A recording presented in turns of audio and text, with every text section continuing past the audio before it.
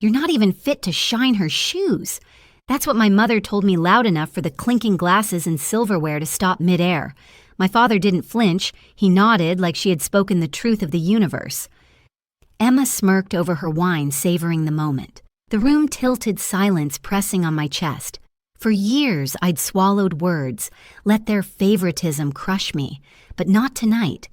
I pushed back my chair, my hand steady on the table. 6 words slipped out sharp as a blade. "Then ask Emma to pay your bills." The air cracked open, and nobody moved.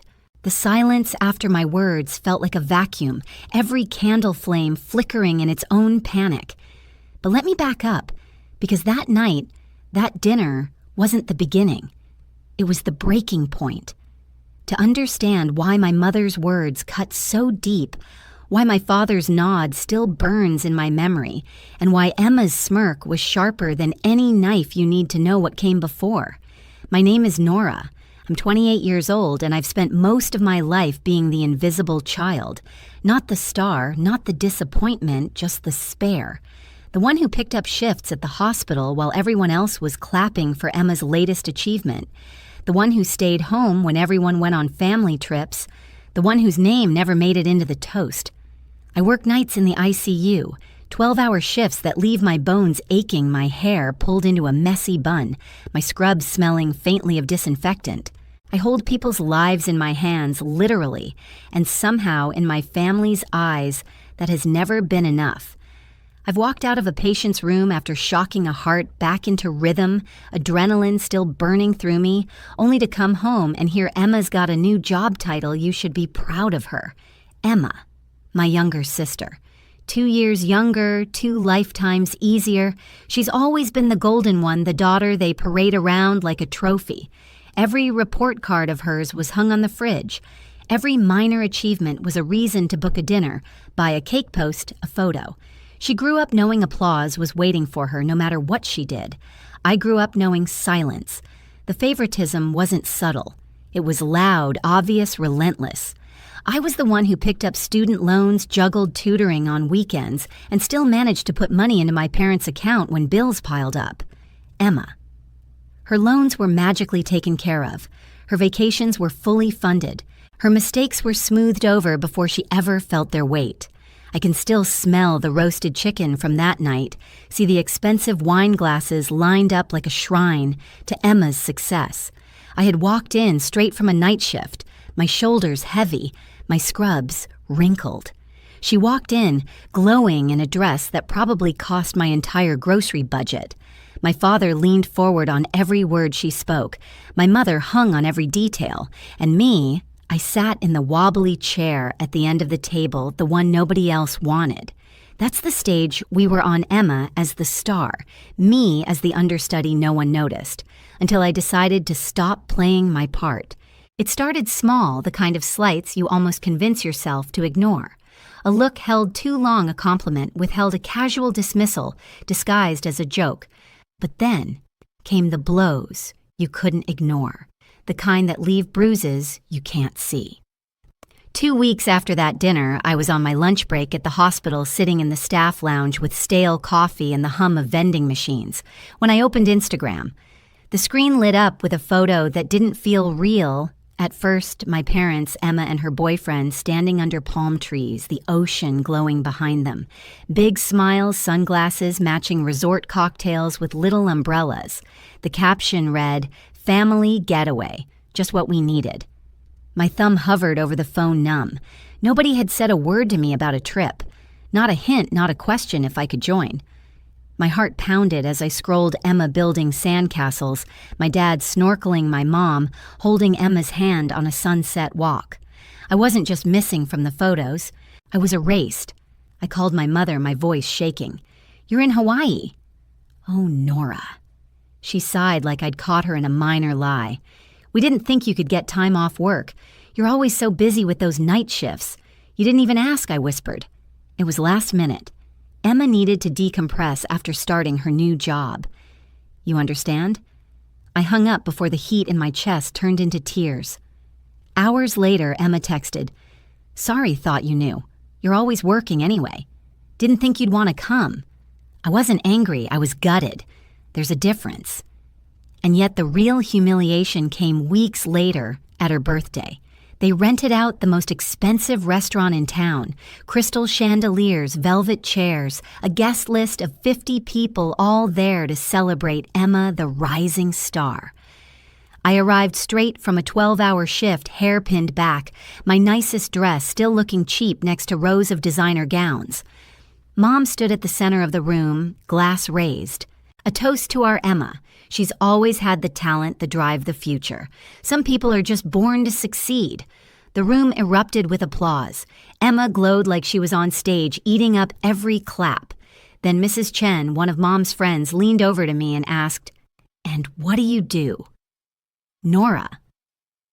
Before I could open my mouth, Dad laughed. She's still figuring things out. Works at the hospital. But Emma's the one really going places. My cheeks burned. I worked in the ICU saving lives, making more money than Emma had ever touched. But in that room, I was nothing more than the blurry background to her spotlight. I smiled tightly, swallowed my rage, and clinked my glass. But something inside me snapped that night. Quietly. Silently. And I knew this wasn't just favoritism anymore. This was war dressed as family. The birthday humiliation could have been the worst of it. But life has a way of pulling the rug twice when you're already on the floor. A week later, I was helping my mother sort through a stack of bills at her kitchen table. The house smelled faintly of lemon cleaner, the blinds half closed. She handed me envelopes absent-mindedly, her focus elsewhere, and I started making neat piles: utilities, credit cards, mortgage statements. Then I saw it. Student loan bills. Emma's name printed in bold across the top, every single one stamped paid in full. My chest tightened as I shuffled through them. $45,000 in debt gone. My hands trembled as I flipped to the payment history. The money hadn't come from Emma. It hadn't come from my parents' income either. The account numbers matched the same bank account where I'd been depositing money every month for the mortgage. My voice cracked when I confronted her. "You used my money. You used my money to pay her loans."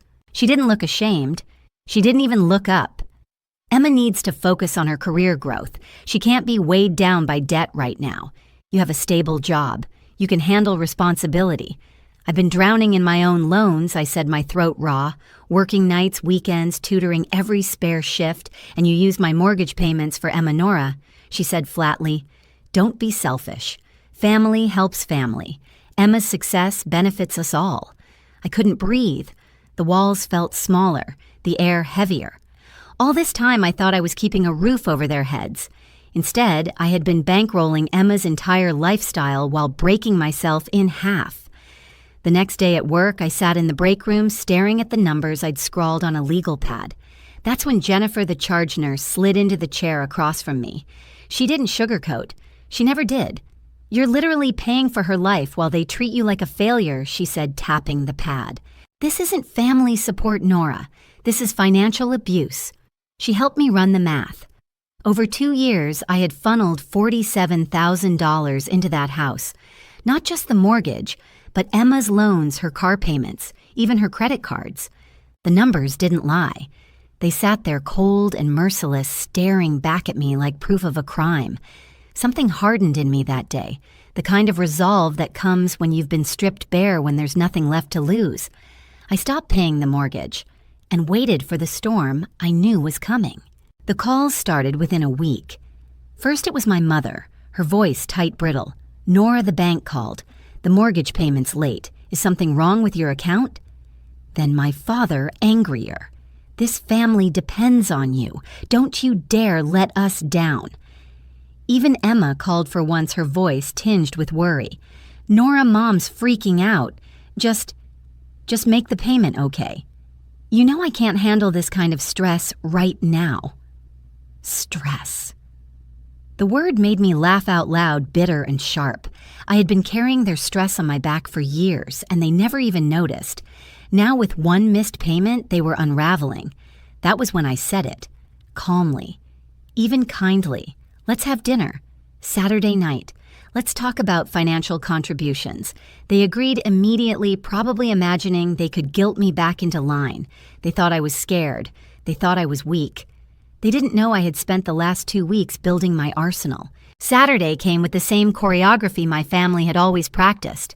My mother cooked an elaborate meal, roast beef, mashed potatoes, the works, thinking food could soften me. My father uncorked a bottle of wine, trying to set the mood, like this was a celebration instead of an intervention. Emma swept in late, her diamond engagement ring, flashing ready to announce more wedding plans.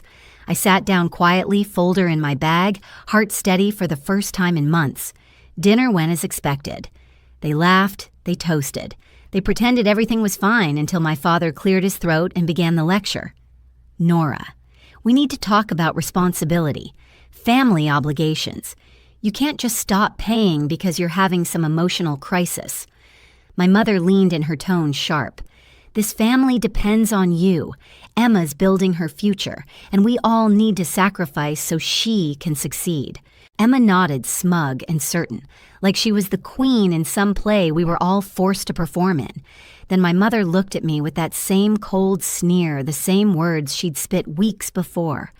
You'll never be as good as your sister.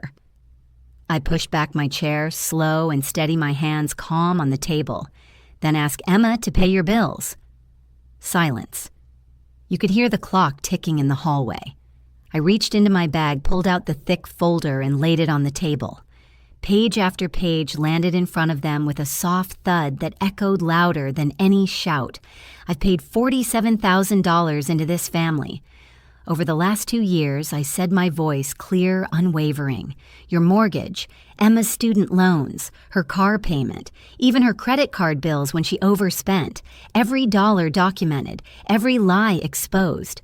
Emma's face went pale.